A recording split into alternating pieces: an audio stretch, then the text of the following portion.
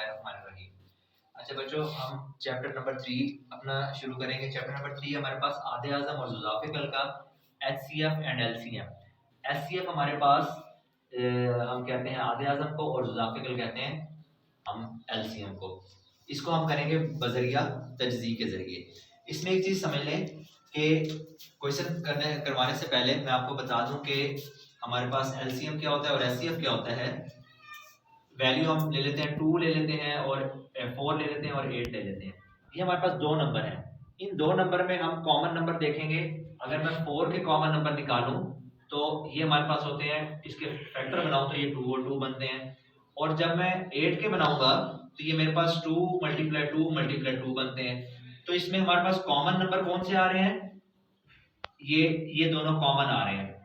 अब जो common number आ रहे हैं कितने आ रहे हैं? सिर्फ 2 आ रहे हैं, 2 और 2, यानी कि कॉमन बना 2 2 जा 4।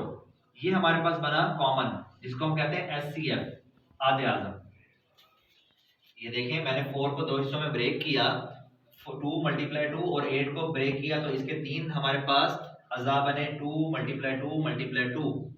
ये इन दोनों में हमारे पास जो कॉमन नंबर थे, पहली और दूसरी वैल्यू में कॉमन 2 था, फिर 2 था, और इसमें से सिर्फ एक था कॉमन, इसका ऊपर दूसरे के साथ नहीं था। तो ये जो कॉमन बना हमारे पास 2 मल्टीप्लाई 2 4 बना, ये हमारे पास होगा आधे आज़म। जो ज़ुज़ाफ़िकल होगा उसमें अनकॉमन भी आ जाएगा। अब इसमें अनकॉमन क्या है? 2 है, सिर्फ 2 बच गया। ये हमारे पास किसी के साथ कॉमन नहीं आ रहा, तो ये हमारे पास 2 बच गया। तो पहले हमारे पास कॉमन था 4, और ये जो अब 2 बचा, तो ये 3 नंबर हो गए। एक हमारे पास हो गया 4 जो कॉमन था, और बाकी एक जो 2 बच गया जो अनकॉमन था, तो 4 2 8। ये हमारे पास हो जाएगा एलसीएम, जिसको हम ज़ुज़ाफ़िकल कहते हैं। तो जब भी दो नंबर दिए गए हों उनमें जो कॉमन होता है उसको हम आधे आज़म कहते हैं, और जब जो अनकॉमन होता है उसको भी और कॉमन को भी, दोनों नंबरों को लें, तो उसको हम कहते हैं एलसीएम, यानी कि ज़ुज़ाफ़िकल। अब हम ये क्वेश्चन करेंगे अलजबरा का। ये मैंने आपको एक कॉमन एग्जांपल दे दी।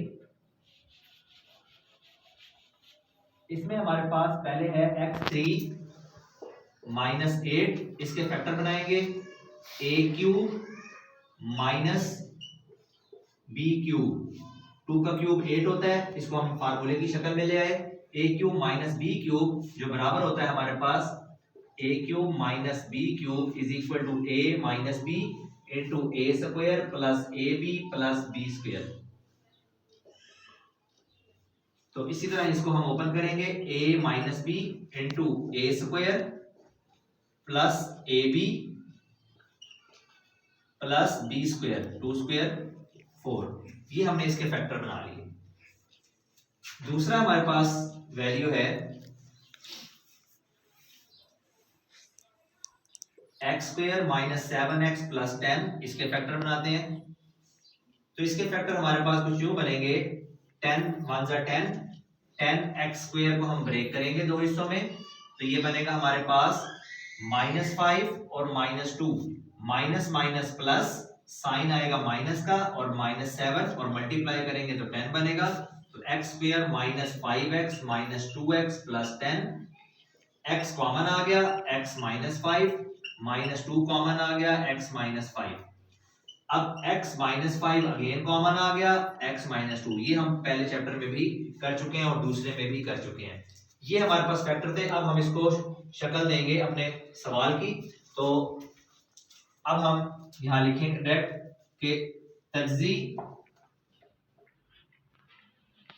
जो हमने किया पहली एक्स क्यूब माइनस 8, ये हमारे पास है, इसका जो हमने आंसर निकाला x माइनस 2, एक फैक्टर निकाला, और x square minus 2x plus 2x plus 4। और फिर हमने तजज़ी की x square minus 7x plus 10 की, और ये इसके फैक्टर हमारे पास आए x माइनस 2 और x माइनस 5। इसमें से हमारे पास जो कॉमन आए हैं मिलते जुलते, वो कौन से आए हैं? जो जिसको हम कहते हैं कॉमन नंबर, वो हमारे पास होगा x माइनस 2। ये कॉमन है दोनों में, इसको हम कहेंगे आधे आज़म। ये दोनों में कॉमन था, ये देखिएगा x माइनस 2 ऊपर वाली वैल्यू में भी है और x माइनस 2 नीचे भी है, ये कॉमन है, तो इसको हमने कह दिया आधे आज़म। और जुजाफिकल हम जुजाफिकल लेंगे इसका,